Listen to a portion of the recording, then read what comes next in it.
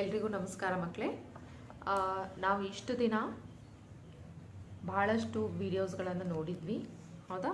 Last ವಿಡಿಯೋದಲ್ಲಿ ನಾವು ಆಮ್ಲಗಳು, ಪ್ರತ್ಯಾಮ್ಲಗಳು ಮತ್ತು ಲವಣಗಳು ಈ ಪಾಠವನ್ನು ಅರ್ಥ ಮಾಡ್ಕೊಂಡಿದ್ದೀವಿ. ನಿಮಗೆಲ್ಲ ಈ ಪಾಠ ಅರ್ಥ ಆಗಿದೆಯಲ್ಲ? ಈಗ ನಾವು ನಮ್ಮ ಮುಂದಿನ ಪಾಠಕ್ಕೆ ಹೋಗೋಣ. ನಿಮಗೆಲ್ಲ ಗೊತ್ತಿರೋ ಹಾಗೆ ನಾವು ನಮ್ಮ ಸುತ್ತಮುತ್ತಲೂ ಬಹಳಷ್ಟು ವಸ್ತುಗಳನ್ನು, ಬದಲಾವಣೆಗಳನ್ನು ನೋಡ್ತಾ ಇರ್ತೀವಿ, ಹೌದಾ? ಈಗ ಯಾವುದೋ ವಸಂತ ಋತು ಬಂದಾಗ ಏನಾಗ್ತದೆ ಹೇಳ್ರಿ, ಅಂದ್ರೆ ನಮ್ಮ ಸುತ್ತಮುತ್ತಲು ಎಲ್ಲಿ ನೋಡಿದಲ್ಲೂ ಚಿಗುರು ಕಾಣಿಸ್ತಿರ್ತದೆ. ಆಮೇಲೆ ಹೊಸ ಹೊಸ ಇದನ್ನು ಹೂವುಗಳು ಏನಾಗ್ತಿರ್ತಾವೆ, ಅರಳ್ತಾ ಇರ್ತಾವೆ, ಹೌದಾ? ಇದು ಒಂದು ರೀತಿಯ ಬದಲಾವಣೆ. ಅಂದರೆ ಈಗ ನಮ್ಗೆ ಬೇಸಿಗೆ ಕಾಲದೊಳಗೆ ಎಲ್ಲ ಒಣ ಒಣ ಒಣ ಒಣ ಕಾಣಿಸ್ತಿರ್ತದೆ. ಆದ್ರೆ ಅದೇ ನಾವು ಮತ್ತೆ ವಸಂತ ಋತು ಬಂದಾಗ ನಮಗೆ ಎಲ್ಲ ಕಡೆ ಹಸಿರು ಹಸಿರು ಕಾಣಿಸ್ತದೆ, ಹೌದಾ? ಅಂದ್ರೆ ಒಂದು ಗಿಡ ಕೂಡ ಒಂದು ರೀತಿಯ ಬದಲಾವಣೆಯನ್ನು ಹೊಂದುತ್ತಾ ಇರ್ತದೆ. ಹಾಗಾದರೆ ಈಗ ಒಂದು ಸಣ್ಣ ಸಸಿ, ಅಂದರೆ ನಾವು ಒಂದು ಸಣ್ಣ ಬೀಜವನ್ನು ನೆಟ್ಟಾಗ ಅದು ಸಸಿಯಾಗಿ ಆಮೇಲೆ ಅದು ದೊಡ್ಡ ಮರವಾಗಿ ಪರಿವರ್ತನೆಗೊಳ್ಳುವುದು, ಇದು ಒಂದು ರೀತಿಯ ಬದಲಾವಣೆ. ಆದರೆ ಒಂದು ಗಿಡವಾದ ಮೇಲೆ, ಅಂದರೆ ಒಂದು ದೊಡ್ಡ ಮರವಾದ ಮೇಲೆ ಆ ಮರವನ್ನು ನಾವು ಮತ್ತೆ ಸಣ್ಣ ಬೀಜವಾಗಿ ಪರಿವರ್ತಿಸಲು ಸಾಧ್ಯವಿಲ್ಲ. ಅಂದ್ರೆ ಅದರಿಂದ ಬೀಜ ಹುಟ್ಟುತ್ತದೆ, ಹೌದು, ಇದು ಸಾಧ್ಯ ಐತಿ. ಏನು, ಅದರಿಂದ ಸಂತಾನೋತ್ಪತ್ತಿ ಸಾಧ್ಯ ಐತಿ. ಆದ್ರೆ ನಮಗೇನಾಗೋದಿಲ್ಲ, ಅದೇ ಗಿಡ, ಅಂದರೆ ಯಾವ ಬೀಜ ಹಾಕಿರ್ತೀವಿ ಅದೇ ಸೇಮ್ ಗಿಡ ನಮಗೆ ಸಿಗಲಿಕ್ಕೆ ಸಾಧ್ಯ ಇಲ್ಲ, ಹೌದು? ಅಲ್ಲಿ ಯಾವುದು ಬಹಳ ರೀತಿಯ ರಾಸಾಯನಿಕ ಬದಲಾವಣೆಗಳು ಕೂಡ ಆಗ್ತಾವೆ, ಅದೇ ರೀತಿ ಭೌತಿಕ ಬದಲಾವಣೆ ಕೂಡ ಆಗ್ತಾವೆ. ಹಾಗಾದ್ರೆ ಇದು ಏನು, ಭೌತಿಕ ಬದಲಾವಣೆ ಅಂದ್ರೇನು, ರಾಸಾಯನಿಕ ಬದಲಾವಣೆ ಅಂದ್ರೇನು ಅನ್ನೋದನ್ನು ಇವತ್ತು ಈ ಒಂದು ಅಧ್ಯಾಯದೊಳಗೆ ಅಥವಾ ಈ ಪಾಠದೊಳಗೆ ನಾವು ತಿಳ್ಕೊಳ್ಳೋಕ್ಕೆ ಪ್ರಯತ್ನ ಪಡೋಣ ಮಕ್ಕಳು. ನಾನು ನಿಮ್ಮ ಕೆಲವೊಂದು ವಸ್ತುಗಳನ್ನು ತೋರಿಸ್ತೇನೆ, ನೀವು ಹೇಳಬೇಕು ಆ ವಸ್ತುಗಳನ್ನು ನಾವು ಮತ್ತೆ ಅದೇ ಸ್ಥಿತಿಗೆ ಬದಲಾಯಿಸಬಹುದಾ ಇಲ್ಲವಾ ಅಂಥೇಳಿ. ಈಗ ಇಲ್ಲಿ ನಿಮಗೆಲ್ಲರಿಗೂ ಕಾಣಿಸ್ತಾ ಇರ್ಬೋದು, ಇದು ಒಂದು ರಬ್ಬರ್ ಬ್ಯಾಂಡ್, ಹೌದಾ? ಈಗ ಇದು ಇಷ್ಟು ಇದ್ರದ್ದು ಉದ್ದ ಐತಿ, ಹೌದಾ? ಇಷ್ಟು ನಿಮಗೆ ಕಾಣಿಸುವಂಗೆ ನಾನು ತೋರಿಸ್ತಾ ಇದ್ದೀನಿ. ಈಗ ಈ ರಬ್ಬರ್ ಬ್ಯಾಂಡನ್ನು ನಾನು ಈ ರೀತಿ ಹಿಗ್ಗಿಸಿದಾಗ ಅದರ ಉದ್ದ ಮೊದಲು ಎಷ್ಟಿತ್ತು ಅಷ್ಟೇ ಇತ್ತು ಅಥವಾ ದೊಡ್ಡದಾಗಿತ್ತು? ಸ್ವಲ್ಪ ಅದು ಉದ್ದದಲ್ಲಿ ಅದರ ಅಳತೆಯಲ್ಲಿ ಏನಾಗಿತ್ತು, ಅದು ಇನ್ಕ್ರೀಸ್ ಅಂದರೆ ಹೆಚ್ಚಾಗಿತ್ತು, ಹೌದಾ? ಈಗ ನಾನು ಅದನ್ನು ಮತ್ತೆ ಬಿಟ್ಬಿಡ್ತೇನೆ, ಕೈ ಬಿಟ್ಟಾಗ ಮತ್ತೆ ಅದೇ ಪೊಸಿಷನಿಗೆ ಮತ್ತೆ ಇಲ್ಲೋದು. ಅಂದರೆ ಅದು ಯಾವ ಮೊದಲು ನಾನು ಇಲ್ಲಿಂದ ಸ್ಟಾರ್ಟ್ ಮಾಡಿದ್ದೆ ಅದನ್ನು ಜಸ್ಟ್ ನಾನು ಹಿಂಗೆ ಹಿಗ್ಸಿದೆ, ಕೈ ಇದನ್ನು ಮಾಡಿ ಅಗಲ್ ಮಾಡಿ, ಆಮೇಲೆ ಮತ್ತೆ ಅದನ್ನು ನಾನು ಪುನಃ ಅದೇ ಸ್ಥಿತಿಗೆ ತರಲು ನನಗೆ ಸಾಧ್ಯ ಆಯಿತು, ಹೌದಾ? ಸರಿ, ಈಗ ನಾನು ಒಂದು ಕಾಗದವನ್ನು ತೆಗೆದುಕೊಳ್ತೇನೆ. ಈ ರೀತಿ ಯಾವುದೇ ಒಂದು ಕಾಗದವನ್ನು ನೀವು ತಗೋಬೋದು. ಇದನ್ನು ನಾನೇನು ಮಾಡ್ತೀನಿ, ಮಡಿಸ್ತೇನೆ, ಸರಿನಾ? ಈ ರೀತಿ ಎರಡು ಇದನ್ನು ಅರ್ಧ ಮಾಡಿದೆ, ಆಮೇಲೆ ಮತ್ತು ಅದನ್ನು ಆ ಅರ್ಧವನ್ನು ಕೂಡ ಮತ್ತೆ ಅರ್ಧ ಮಾಡಿದೆ, ಅಂದರೆ 4 ಭಾಗ ಮಾಡಿದೆ. ಮತ್ತು ಅದೇ ರೀತಿ ಇನ್ನೊಂದು ಭಾಗ, ಅದೇ ರೀತಿ ಇನ್ನೊಂದು ಭಾಗ. ಈ ರೀತಿ ನಾನೇನು ಮಾಡಿದೆ, ಇಷ್ಟು ದೊಡ್ಡದಿತ್ತು ಕಾಗದ, ಅದನ್ನು ಈ ಸಣ್ಣ ಕಾಗದವಾಗಿ ಅದನ್ನು ಬದಲಾಯಿಸಿದೆ. ಈಗ ಈ ಸಣ್ಣ ಕಾಗದ ಇದ್ದದ್ದನ್ನು ಮತ್ತೆ ನಾನು ಮೊದಲು ಹೆಂಗಿತ್ತೋ ಹಂಗೆ ಬದಲಾಯಿಸಲು ಸಾಧ್ಯ ಆಯಿತಾ ನೋಡೋಣ. ಡೆಫಿನೆಟ್ಲಿ ಏನೈತಿ, ಸಾಧ್ಯವಿದೆ. ನಾವು ಮೊದಲು ಇಷ್ಟು ಇತ್ತು ಕಾಗದ, ಅದನ್ನು ಎಷ್ಟು ಸಣ್ಣದು ಬೇಕೋ ಅಷ್ಟು ಸಣ್ಣದು ನಾವು ಮಾಡಿದ್ರೂ ಕೂಡ ಮತ್ತೆ ಅದನ್ನು ನಾವೇನು ಮಾಡಬಹುದು, ಪುನಃ ಅದೇ ಸ್ಥಿತಿಗೆ ಬದಲಾಯಿಸಬಹುದು. ಅಂದರೆ ಏನಾಯಿತು, ನಾವು ಮೊದಲು ಇದರದ ಆಕಾರ ಈ ರೀತಿ ಇತ್ತು, ಅದರ ಆಕಾರವನ್ನು ನಾವೇನು ಮಾಡಿದ್ವಿ, ಬದಲಿಸಿದ್ವಿ. ಇಲ್ಲಿ ಅದರ ಉದ್ದ ಕಡಿಮೆ ಇತ್ತು, ಅದರ ಉದ್ದವನ್ನು ಹೆಚ್ಚು ಮಾಡಿದ್ವಿ, ಮತ್ತೆ ಅದನ್ನು ಅದೇ ಸ್ಥಿತಿಗೆ ತೆಗೆದುಕೊಂಡು ಬಂದ್ವಿ. ಸರಿ, ಅದೇ ರೀತಿ ಈಗ ಇದು ಒಂದು ಏರೋಪ್ಲೇನ್, ಹೌದಾ? ಅಂದರೆ ಕಾಗದದ ಏರೋಪ್ಲೇನ್. ಈ ಏರೋಪ್ಲೇನನ್ನು ನಾವು ಮತ್ತೆ ಈ ರೀತಿಯ ಕಾಗದವಾಗಿ ಮಾರ್ಪಡಿಸಬಹುದಾ, ಅಂದರೆ ಬದಲಾಯಿಸಬಹುದಾ? ಡೆಫಿನೆಟ್ಲಿ, ಯಾಕಂದರೆ ಇದು ಕೂಡ ಒಂದು ಮಡಚಿ ಮಾಡಿದಂತಹ ಏರೋಪ್ಲೇನ್. ಇದು ಮಡಚಿ ಮಾಡಿದಂತಹ ಏರೋಪ್ಲೇನನ್ನು ನಾನು ಬಿಚ್ಚಿಬಿಟ್ಟೆ ಅಂದ್ರೆ ಅದು ಮತ್ತೆ ಇದೇ ಸ್ಥಿತಿಗೆ ಬರ್ತದೆ, ಹೌದಾ? ಸರಿ, ಹಾಗಾದ್ರೆ ನಾನು ನಿಮ್ಗೆ ಈಗ ಏನು ಹೇಳಿ ಬಯಸ್ತಾ ಇದ್ದೀನಿ ಅಂತ ಹೇಳಿದ್ರೆ, ಇದೇನು ನೀವು ನೋಡಿದ್ರಲ್ಲ ಇದರದ ಆಕಾರದಲ್ಲಿ, ಆಮೇಲೆ ಕೆಲವೊಮ್ಮೆ ರೂಪ, ಅಂದ್ರೆ ಇದು ಹೆಂಗೆ, ಈಗ ನೋಡ್ರಿ ಈ ಕಾಗದ ಈ ರೀತಿ ಕಾಣಿಸ್ಲಿಕ್ಕತ್ತದ, ಆದ್ರೆ ಅದರ ರೂಪ ಏನಾಯಿತು, ಬದಲಾವಣೆ ಆಯಿತು. ಅಂದ್ರೆ ನಾವು ಏರೋಪ್ಲೇನ್ ರೂಪ ಕೊಟ್ವಿ. ಅದೇ ರೀತಿ ನೀವು ಬೇರೆ ಬೇರೆ ಏರೋಪ್ಲೇನ್ ಕೂಡ ಮಾಡಬಹುದು, ಏನು ಬೇಕೋ ಅದು ಮಾಡಬಹುದು ಮಡಚಿ ಕಾಗದವನ್ನು, ಹೌದಾ? ಆಮೇಲೆ ಕೆಲವೊಮ್ಮೆ ನೀವು ಉದಾಹರಣೆ ಹೇಳ್ಬೇಕಂದ್ರೆ ಐಸ್ ಅಂದ್ರೆ ನೀವು ಮಂಜುಗಡ್ಡೆ ಏನಿರ್ತದಲ್ಲ ಅದನ್ನು ಫ್ರಿಜ್ ಒಳಗೆ ಇಟ್ಟಿರ್ತೀರಿ, ಹೌದಾ? ಆಮೇಲೆ ನೀವೇನು ಮಾಡ್ತೀರಿ, ಜ್ಯೂಸ್ ಮಾಡೋ ಸಲುವಾಗಿ ಫ್ರಿಜ್ ಒಳಗಿಂದ ಮಂಜುಗಡ್ಡೆನ ಹೊರಗೆ ತೆಗಿತೀರಿ. ತೆಗೆದ್ಮೇಲೆ ಆ ಜ್ಯೂಸ್ ಒಳಗೆ ಹಾಕಿದ್ರೆ ಸ್ವಲ್ಪ ಹೊತ್ತಾದ್ಮೇಲೆ ನೀವು ಮಂಜುಗಡ್ಡೆನ ಹುಡುಕ್ಲಿಕ್ಕೆ ಹೋದ್ರೆ ಆ ನೀರು ಅಥವಾ ಆ ಜ್ಯೂಸ್ ಒಳಗೆ ಮಂಜುಗಡ್ಡೆ ನಿಮಗೆ ಕಾಣಿಸೋದೇ ಇಲ್ಲ. ಅಂದ್ರೆ ಅಲ್ಲೇನು ಒಂಥರದ ಬದಲಾವಣೆ ಆಯಿತು ಹೇಳ್ರಿ ನೋಡೋಣ. ಆ ಮಂಜುಗಡ್ಡೆ ಏನಿತ್ತು ಘನ ಸ್ಥಿತಿಯಲ್ಲಿತ್ತು, ಆಮೇಲೆ ನೀವು ಅದನ್ನು ಹಾಗೆ ಇಟ್ಟರೂ ಕೂಡ ಅದು ದ್ರವ ಸ್ಥಿತಿಗೆ ಬದಲಾಗುತ್ತೆ. ಅದೇ ರೀತಿ ನೀವು ಜ್ಯೂಸ್ ಒಳಗೆ ಹಾಕಿದರೂ ಕೂಡ ಅದು ದ್ರವ ಸ್ಥಿತಿಗೆ ಬದಲಾವಣೆ ಆಗ್ತದೆ. ಅಂದ್ರೆ ಅದರ ರೂಪ, ಅದರ ಸ್ಥಿತಿಯಲ್ಲಿ ಬದಲಾವಣೆ ಆಯಿತು. ಆಮೇಲೆ ಕೆಲವೊಂದು ರೂಪದಲ್ಲಿ ಬದಲಾವಣೆ ಆಗ್ತವೆ, ಕೆಲವೊಂದು ತಮ್ಮ ಗಾತ್ರದಲ್ಲಿ ಬದಲಾವಣೆಯನ್ನು ತೋರಿಸ್ತಾವೆ. ಹಾಗಾದರೆ ಈ ರೀತಿ ಆಕಾರ, ಗಾತ್ರ, ಬಣ್ಣ ಮತ್ತು ಪದಾರ್ಥದ ಸ್ಥಿತಿಯನ್ನು ಮುಂತಾದವುಗಳನ್ನು ನಾವು ಏನಂತ ಹೇಳ್ತೀವಿ, ಭೌತ ಬದಲಾವಣೆ ಅಥವಾ ಭೌತ ಗುಣಗಳು ಅಂತ ಹೇಳ್ತೀವಿ. ಅಂದರೆ ಇವೆಲ್ಲ ಭೌತಿಕವಾಗಿ ಅಂದ್ರೆ ಹೊರಗಡೆ ಫಿಸಿಕಲಿ ಕಾಣಿಸುವಂತಹ ಗುಣಗಳು. ಈಗ ನನಗೆ ಫಿಸಿಕಲಿ ನಾನು ಹೆಂಗಿದ್ದೇನೆ ಅಂತ ಹೇಳಿದ್ರೆ, ನನ್ನ ಬಣ್ಣ ಗೋಧಿ ಬಣ್ಣ ಐತಿ, ಆಮೇಲೆ ನನ್ನ ಕಣ್ಣು ಯಾವ ಬಣ್ಣದೈತಿ, ಕರಿ ಬಣ್ಣ, ನಿಮ್ದು ಏನಿರ್ತದೆ ಅದಕ್ಕೆ ಕೂದಲು ಕರಿ ಬಣ್ಣ, ಈ ರೀತಿ ಇವೆಲ್ಲ ನಮ್ಮದೇನು ಭೌತಿಕ ಅಥವಾ ಭೌತ ಗುಣಗಳು ಅಂತ ಹೇಳ್ಬೋದು. ಮೂಗು ಈ ರೀತಿ ಐತಿ, ಕಣ್ಣು ಕಿವಿ ಹಿಂಗದಾವ, ಅದನ್ನು ತೋರಿಸ್ತದಲ್ಲ ಹೊರಗಡೆ ನಿಮ್ಗೆ ಕಾಣಿಸ್ತಾ ಇದೆ, ಅದೆಲ್ಲ ಏನು ಭೌತ ಬದಲಾವಣೆ. ಹಾಗಾದರೆ ಈ ರೀತಿ ಒಂದು ಯಾವುದೇ ಪದಾರ್ಥ, ಇದಕ್ಕೆ ನಾವು ಪದಾರ್ಥನಂತನ ಇಟ್ಕೊಳ್ಳೋಣ, ಒಂದು ಪದಾರ್ಥದಲ್ಲಿ ಭೌತ ಗುಣಗಳು ಬದಲಾವಣೆಯಾದರೆ ಅಂದ್ರೆ ಭೌತಿಕ ಗುಣದಲ್ಲಿ ಇದು ಒಂದು ಆಕಾರ ಇತ್ತು, ಇದು ಒಂದು ಭೌತಿಕ ಗುಣ. ಯಾಕಂದ್ರೆ ಹೊರಗಡೆಯಿಂದ ನಿಮ್ಗೆ ಇದು ಕಾಣಿಸ್ತಾ ಇದೆ, ಇದರಲ್ಲಿ ಯಾವುದೇ ರೀತಿಯ ರಾಸಾಯನಿಕ ಬದಲಾವಣೆ ಇನ್ನೂ ಆಗಿಲ್ಲ. ಇದು ಕಾಗದ ಇತ್ತು, ಇದು ಕೂಡ ಕಾಗದನ ಅಂತ ಹೇಳ್ತೀವಿ, ಹೌದಾ? ಪೇಪರ್ ಐತಿ, ಕಾಗದನ ಐತಿ, ಏನೂ ಚೇಂಜ್ ಆಗಿಲ್ಲ ಇದ್ರೊಳಗೆ. ಅಂದ್ರೆ ಅದರ ಭೌತ ಸ್ಥಿತಿ ಒಳಗೆ ಏನೂ ಬದಲಾವಣೆ ಆಗಿಲ್ಲ. ಅದಕ್ಕೆ ನಾವು ಅಂತಹ ಬದಲಾವಣೆಯನ್ನು ನಾವೇನಂತ ಕರಿತೀವಿ, ಭೌತಿಕ ಬದಲಾವಣೆ ಅಥವಾ ಭೌತ ಬದಲಾವಣೆ ಅಂತ ಹೇಳ್ಬೋದು. ಅಂದ್ರೆ ಫಿಸಿಕಲ್ ಚೇಂಜ್ ಅಂತ ಹೇಳ್ತೀವಿ. ಫಿಸಿಕಲಿ ಅಂದ್ರೆ ಅದರ ಭೌತ ರೂಪದೊಳಗೆ ಏನಾದರೂ ಬದಲಾವಣೆ ಆದರೆ, ಭೌತ ಗುಣದೊಳಗೆ ಬದಲಾವಣೆ ಆದರೆ ಅದನ್ನು ನಾವು ಭೌತ ಬದಲಾವಣೆ ಅಂತ ಹೇಳ್ತೀವಿ. ಈಗ ಭೌತ ಬದಲಾವಣೆಯು ಸಾಮಾನ್ಯವಾಗಿ ಒಂದು ಪರಾವರ್ತಗೊಳಿಸಬಹುದಾದ ಬದಲಾವಣೆ, ಪರಾವರ್ತಗೊಳಿಸಲಾಗದ ಬದಲಾವಣೆ, ಇದನ್ನು ನೀವು 6ನೇ ತರಗತಿಯೊಳಗೆ ಕಲ್ತೀರಿ. ಅಂದ್ರೆ ಏನು, ರಿವರ್ಸಿಬಲ್ ಮತ್ತು ಇರ್ರಿವರ್ಸಿಬಲ್ ಚೇಂಜ್. ಅಂದ್ರೆ ಕೆಲವೊಂದು ಬದಲಾವಣೆಗಳನ್ನು ನಾವು ಪುನಃ ಅದೇ ಸ್ಥಿತಿಗೆ ಬದಲಾಯಿಸಬಹುದು. ಈಗ ಈ ಪೇಪರನ್ನು ನಾವು ಮಡಚಿದ ಮೇಲೆ ಪುನಃ ಆ ಮಡಚಿದಂತಹ ಫೋಲ್ಡ್ ಮಾಡಿದಂತಹ ಪೇಪರನ್ನು ನಾನು ಪುನಃ ಅದೇ ಸ್ಥಿತಿಗೆ ಬದಲಾಯಿಸಬಹುದು. ಹಾಗಾದರೆ ಇದು ಒಂದೇನು, ಪರಾವರ್ತಗೊಳಿಸಬಹುದಾದ ಬದಲಾವಣೆ. ಅಂದರೆ ಇದನ್ನು ನಾವು ಮತ್ತೆ ರಿವರ್ಸ್ ಮಾಡ್ಬೋದು, ಅದೇ ಸೇಮ್ ಸ್ಥಿತಿಗೆ ತಗೋಬಹುದು. ಆದ್ದರಿಂದ ಇದಕ್ಕೆ ಏನಂತೇವೆ ನಾವು, ಭೌತ ಬದಲಾವಣೆ ಅಂತ ಹೇಳ್ತೀವಿ. ಅಂದ್ರೆ ಒಂದು ಪದಾರ್ಥದ ಭೌತಿಕ ಗುಣದಲ್ಲಿ ಬದಲಾವಣೆ ಆದರೆ ಅದಕ್ಕೆ ನಾವೇನಂತ ಕರಿತೀವಿ, ಭೌತ ಬದಲಾವಣೆ ಅಂತ ಕರಿತೀವಿ. ಈ ಭೌತ ಬದಲಾವಣೆ ಎಂತಹ ಬದಲಾವಣೆ, ಇದು ಒಂದು ಪರಾವರ್ತಗೊಳಿಸಬಹುದಾದ ಬದಲಾವಣೆ. ಸರಿ, ಹಾಗಾದರೆ ಇದರೊಳಗೆ ಯಾವುದೇ ಹೊಸ ವಸ್ತು ಉತ್ಪತ್ತಿ ಆಗುವುದಿಲ್ಲ. ಅಂದ್ರೆ ಹೊಸ ವಸ್ತು ಅಂತ ಹೇಳಿದ್ರೆ, ಈಗ ಪೇಪರ್ ಇದ್ದಿದ್ದು ಪೇಪರ್ ಆಗೇ ಉಳಿದದ, ಇದು ರಬ್ಬರ್ ಬ್ಯಾಂಡ್ ಇದ್ದಿದ್ದು ನಾನು ಎಷ್ಟು ಹಿಗ್ಸಿದ್ರು, ನಾನು ಏನು ಬೇಕಾದ ಶೇಪ್ ಮಾಡಿದ್ರು, ಈಗ ಇದನ್ನು ಇದ್ದಿದ್ದನ್ನು ನಾನು 2 ಮಾಡ್ಬೋದು, ಅಥವಾ ಈ ರೀತಿ ಬೇರೆ ಬೇರೆ ಶೇಪ್ ಮಾಡಿದ್ರೂ ಅದರ ಗುಣ, ಅದರ ರೂಪದಲ್ಲಿ ಏನೂ ಬದಲಾವಣೆ ಆಗಿಲ್ಲ. ಇದನ್ನು ನಾನು ಮತ್ತೆ ಅದನ್ನು ಪರಿವರ್ತಿಸಬಹುದು. ಹಾಗಾದರೆ ಇದರಲ್ಲಿ ಏನಾಯಿತು, ಒಂದು ಯಾವುದೂ ಹೊಸ ವಸ್ತು ಉತ್ಪತ್ತಿ ಆಗಿಲ್ಲ. ಇದು ರಬ್ಬರ್ ಬ್ಯಾಂಡ್ ಐತಿ, ರಬ್ಬರ್ ಬ್ಯಾಂಡ ಉಳಿದೈತಿ. ಇದು 2 ಪೇಪರ್ ಅದಾವೆ, ಇವು ಪೇಪರ್ ಆಗೇನೆ ಇದಾವೆ. ಅದ ಅದಕ್ಕೆ ನಾವು ಇದನ್ನ ಏನಂತೇವಿ, ಭೌತ ಬದಲಾವಣೆ ಅಂತ ಹೇಳಿ ಕರಿತೀವಿ. ಹಾಗಾದರೆ ಇವತ್ತಿನ ನಮ್ದು ಪಾಠದ ಹೆಸರೇನು ಮಕ್ಕಳೇ, ಭೌತ ಮತ್ತು ರಾಸಾಯನಿಕ ಬದಲಾವಣೆಗಳು. ಅಂದರೆ ಈಗ ನಾನು ನಿಮ್ಗೆ ಈಗಾಗಲೇ ಭೌತ ಬದಲಾವಣೆಗಳ ಬಗ್ಗೆ ಹೇಳಿದೆ, ಯಾವ ರೀತಿ ಆಗ್ತದಂತ ಹೇಳಿ. ಇನ್ನೂ ನಾವು ಕೆಲವೊಂದು ಎಕ್ಸಾಂಪಲ್ಸನ್ನು ತಗೊಳ್ಳೋಣ, ನಿಮ್ಗೆ ಕ್ಲಿಯರ್ ಮಾಡ್ತೀನಿ ನಾನು ಉದಾಹರಣೆಗಳನ್ನು ತಗೊಂಡು. ರಾಸಾಯನಿಕ ಬದಲಾವಣೆಗಳನ್ನು ನಾವು ನೋಡೋಣ. ಇವತ್ತಾದರೆ ಇವತ್ತು, ಇಲ್ಲಾಂದರೆ ಮುಂದಿನ ವಿಡಿಯೋದಲ್ಲಿ ಅದನ್ನು ಡಿಸ್ಕಸ್ ಮಾಡೋಣ.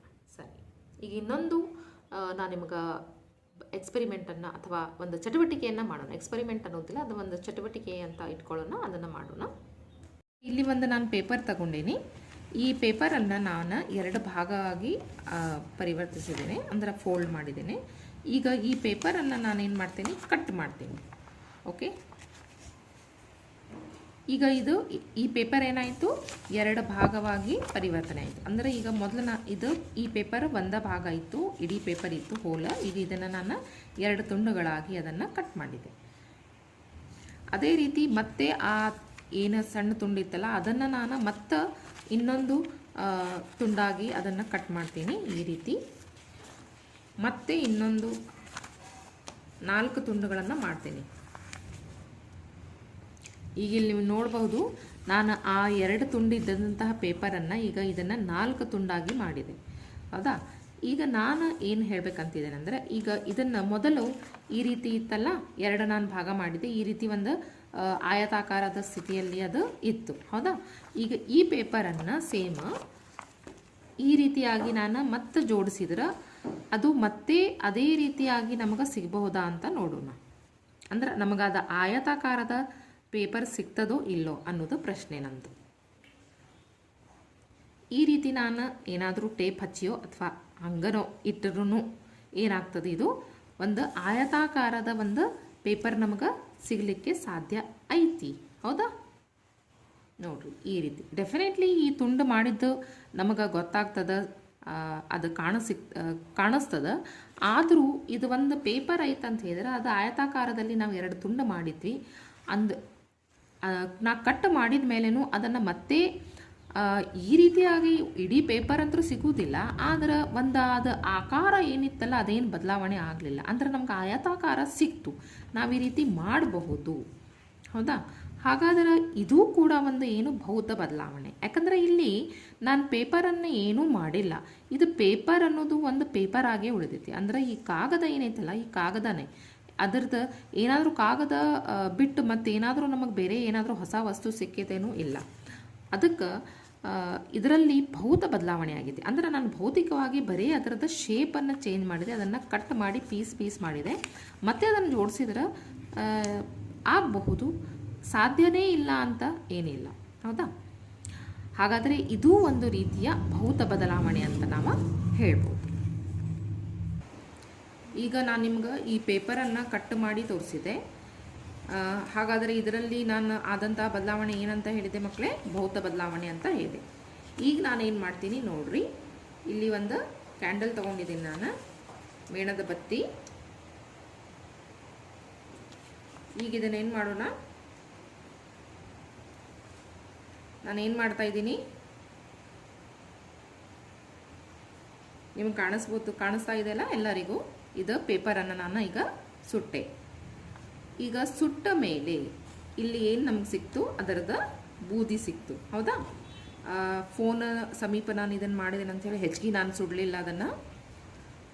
ಅದಕ್ಕೆ ಈಗ ಈ ಬೂದಿ ಏನು ಸಿಕ್ಕೈತಿ, ಈ ಬೂದಿಯಿಂದ ಈಗ ನಾನೇನು ಹೇಳ್ತೀನಿ, ನಾನು ಯಾವ ರೀತಿ ಇದನ್ನು ಪೇಪರನ್ನು ಜೋಡಿಸಿ ಮತ್ತೆ ಆ ಕಾಗದವನ್ನು ಮಾಡಿದೆ ಅಲ್ಲ, ಅದೇ ರೀತಿ ಈ ಬೂದಿಯಿಂದ ನಾನು ಆ ಆಯತಾಕಾರದ ಕಾಗದವನ್ನು ಮತ್ತೆ ಪಡೀಲಿಕ್ಕೆ ಸಾಧ್ಯ ಆಯಿತಾ ಅನ್ನೋದು ನನ್ನ ಪ್ರಶ್ನೆ.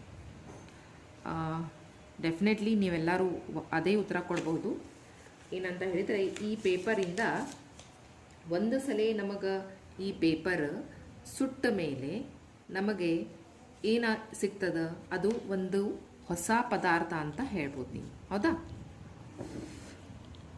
ಈ ಬೂದಿ ಏನೈತಿ, ಇದು ಒಂದು ಹೊಸ ಪದಾರ್ಥ. ಇದರಿಂದ ಮತ್ತೆ ನಮಗೆ ಆ ಕಾಗದ ಸಿಗಲಿಕ್ಕೆ ಸಾಧ್ಯವಿಲ್ಲ. ಹೌದಾ?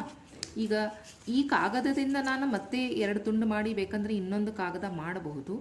ಆದರೆ ಈ ಬೂದಿಯಿಂದ ಒಂದು ಕಾಗದ ಮಾಡಲಿಕ್ಕೆ ಸಾಧ್ಯ ಇಲ್ಲ. ಹಾಗಾದರೆ ಈ ಕಾಗದವನ್ನು ಸುಟ್ಟಾಗ ನಮಗೆ ಸಿಕ್ಕಂತಹ ಪದಾರ್ಥ ಏನಿದು, ಒಂದು ಹೊಸ ಪದಾರ್ಥ. ಇದರ ಗುಣದಲ್ಲಿ ಮಾತ್ರವಲ್ಲ, ಇದರ ಆಕಾರದಲ್ಲಿಯೂ ಬದಲಾವಣೆ ಆಯಿತು. ಗುಣ ಅಂದರೆ ಏನು, ಈಗ ಇದು ಒಂದು ಕಾಗದ ಇತ್ತು ಮೊದಲು, ಆಮೇಲೆ ಅದರ ಗುಣದಲ್ಲಿ ಏನು ಬದಲಾವಣೆ ಆಯಿತು, ಅದನ್ನು ನಾವು ಬೂದಿಯಾಗಿ ಅದನ್ನು ಪರಿವರ್ತಿಸಿದ್ವಿ. ಹಾಗಾದರೆ ಗುಣದಲ್ಲಿ ಬದಲಾವಣೆ ಆಯಿತು, ಆಕಾರದಲ್ಲಿ ಬದಲಾವಣೆ ಆಯಿತು, ಡೆಫಿನೆಟ್ಲಿ ಬಣ್ಣದಲ್ಲಿ ಅಂತರೂ ಹಾಗೇ ಆಗ್ತದೆ. ಇದು ಬಿಳಿ ಕಲರ್ದಿತ್ತು ಮೊದಲು, ಈಗ ಅದು ಬೂದಿ ಆದಾಗ ಅದು ಕಪ್ಪು ಬಣ್ಣದ್ದು ಅಥವಾ ಬೂದಿ ಬಣ್ಣದ್ದು ಆಯ್ತಂತ ನೀವು ಹೇಳ್ಬೋದು. ಹಾಗಾದ್ರೆ ಇದು ನಮಗೆ ಮತ್ತೆ ಒಂದು ಕಾಗದವಾಗಿ ಅದನ್ನು ನಾವು ಪರಾವರ್ತಗೊಳಿಸಲು ಸಾಧ್ಯವಿಲ್ಲ. ಹಾಗಾದರೆ ಇದು ಒಂದು ಪರಾವರ್ತಗೊಳಿಸಲಾಗದ ಬದಲಾವಣೆ. ಆಮೇಲೆ ಇದರ ಆಕಾರ ಬಣ್ಣ ದಲ್ಲಿ ಬದಲಾವಣೆ ಆಗ್ತದೆ. ಇದರಿಂದ ನಮಗೆ ಹೊಸ ಒಂದು ಪದಾರ್ಥ ಸಿಗ್ತದೆ. ಆದ್ದರಿಂದ ಇದಕ್ಕೆ ನಾವು ಒಂದು ರಾಸಾಯನಿಕ ಬದಲಾವಣೆ ಅಂತ ಹೇಳ್ತೀವಿ. ಎಲ್ಲರಿಗೂ ಅರ್ಥ ಆಗಿರಬೇಕಲ್ಲ, ಭೌತ ಬದಲಾವಣೆ ಮತ್ತು ರಾಸಾಯನಿಕ ಬದಲಾವಣೆ ಒಳಗೆ ಏನು ಒಂದು ಸಣ್ಣ ಡಿಫ್ರೆನ್ಸ್ ಇದೆ ಅಥವಾ ವ್ಯತ್ಯಾಸ ಇದೆಯಲ್ಲ, ಅದು ಅರ್ಥ ಆಗಿರ್ಬೋದಂತ ಅಂದ್ಕೊಂಡಿದ್ದೀನಿ. ಈಗ ಒಂದು ಕಾಗದವನ್ನು ನಾವು ಬರೀ ಮಡಚಿದಾಗ ಅಥವಾ ಬರೀ ಕಟ್ ಮಾಡಿದಾಗ ಆದಂತಹ ಬದಲಾವಣೆ ಏನದು ಭೌತ ಬದಲಾವಣೆ. ಅದೇ ರೀತಿ ಆ ಕಾಗದವನ್ನು ನಾವು ಸುಟ್ಟರೆ ಆಗುವಂತಹ ಬದಲಾವಣೆ ಏನಾಗ್ತದೆ, ಒಂದು ರಾಸಾಯನಿಕ ಬದಲಾವಣೆ ಅಂತ ಹೇಳ್ಬೋದು. ಅದೇ ರೀತಿ ಇಲ್ಲಿ ಒಂದು ನನ್ನ ಹತ್ರ ಇದು ಒಂದು ಇನ್ಸ್ಟ್ರೂಮೆಂಟ್ ಇದೆ, ಬ್ಲೇಡ್ ಅಂತಲೇ ತಿಳ್ಕೊರಿ. ಇದನ್ನು ನಾನು ಸುಡ್ತೀನಿ. ಈಗ ನೋಡ್ರಿ, ಸ್ವಲ್ಪ ಹೊತ್ತು ಅದನ್ನು ನಾನು ಸುಟ್ಟಾಗ ಏನು ಬದಲಾವಣೆ ಆಗ್ತದೆ ಅನ್ನೋದನ್ನು ನೋಡೋಣ. ಎಲ್ಲರಿಗೂ ಕಾಣಿಸ್ತಾ ಇರಬಹುದು, ಇಲ್ಲಿ ಕಪ್ಪು ಬಣ್ಣದಾಗಿದೆ. ಇಲ್ಲಿ ಅದು ಸಿಲ್ವರ್ ಕಲರ್ದಿತ್ತು, ಅಂದ್ರೆ ಬೆಳ್ಳಿ ಬಣ್ಣದ್ದು. ಈಗ ನಾನು ಎಲ್ಲಿ ಸುಟ್ಟೇನಿ ಅಲ್ಲಿ ನೀವು ನೋಡಬಹುದು ಕಪ್ಪು ಆಗಿಬಿಟ್ಟೈತಿ. ಈಗ ಈ ಕಪ್ಪು ಬಣ್ಣ ಏನೈತಲ್ಲ ಅದನ್ನು ನಾವು ಈ ರೀತಿ ಒರೆಸ್ಬಹುದು, ಹೌದಾ, ಹೋಗ್ಲಾಡಿಸ್ಬಹುದು. ಹೋತಾ ಇಲ್ಲ, ನೀರಿನಿಂದ ತೊಳೆದ್ರಂತರೂ ಕಂಪ್ಲೀಟ್ಲಿ ಹೋಗ್ತದೆ. ಈಗ ಸದ್ಯ ನಾನು ಹಿಂಗೆ ತೋರಿಸ್ಲಿಕ್ಕೆ ಮತ್ತೆ ಅದು ತನ್ನ ಪುನಃಸ್ಥಿತಿಗೆ ಬಂದದ ಇಲ್ಲ, ಅಂದ್ರೆ ಮೊದಲು ಏನಿತ್ತು ಅದ ಸ್ಥಿತಿ ಒಳಗೆ ಐತಿ ಈಗ ಹೊಸದಾಗಿ ತೊಗೊಂಡಾಗ, ಹೌದಾ. ಹಾಗಾದರೆ ಇದು ಒಂದು ಎಂತಹ ಬದಲಾವಣೆ? ರಾಸಾಯನಿಕ ಬದಲಾವಣೆಯೋ? ಇದರ ರೂಪದಲ್ಲಿ ಏನಾದರೂ ಬದಲಾವಣೆ ಆಗಿತ್ತು, ಅದರ ಬಣ್ಣದಲ್ಲಿ ಏನಾದರೂ ಬದಲಾವಣೆ ಆಯಿತು, ಅಥವಾ ಬೇರೆ ಏನಾದರೂ ಇದರೊಳಗೆ ಹೊಸ ವಸ್ತು ಸಿಕ್ಕಿತ್ತು? ನಮಗೆ ಏನೂ ಸಿಕ್ಕಿಲ್ಲ. ಇದೇನಿತ್ತು ಮೊದಲು ಅದೈತಿ, ಬರೀ ಸ್ವಲ್ಪ ಹೊತ್ತಿಗೆ ಬದಲಾವಣೆ ಆಯಿತು, ಆದರೆ ಮತ್ತೆ ಅದು ಮರಳಿ ನಮಗೆ ಸಿಕ್ತು. ಹಾಗಾದರೆ ಇದು ಒಂದು ಏನನ್ಬೋದು, ನಾವು ಭೌತ ಬದಲಾವಣೆ ಅನ್ಬೋದು. ಹಾಗಾದರೆ ರಾಸಾಯನಿಕ ಬದಲಾವಣೆ ಆಗಬೇಕಂತ ಹೇಳಿದರೆ ಅದರಲ್ಲಿ ನಮಗೆ ಏನು ಸಿಗಬೇಕು? ಒಂದು ಹೊಸ ವಸ್ತು ಸಿಗಬೇಕು. ಈಗ ಉದಾಹರಣೆಗೆ ಮೇಣದ ಬತ್ತಿಯನ್ನೇ ತಗೋರಿ. ಈಗ ಮೇಣದ ಬತ್ತಿ ನಾನು ಮೊದಲು ತೋರಿಸಿದ್ದೆ. ಅದರೊಳಗೆ ಉರಿಯಬೇಕಾರೆ ಇದು ಏನೈತಲ್ಲ ದಾರ ಉರಿದು ಏನಾಯಿತು? ಮೇಣ ಕರಗ್ತು ಹೌದು.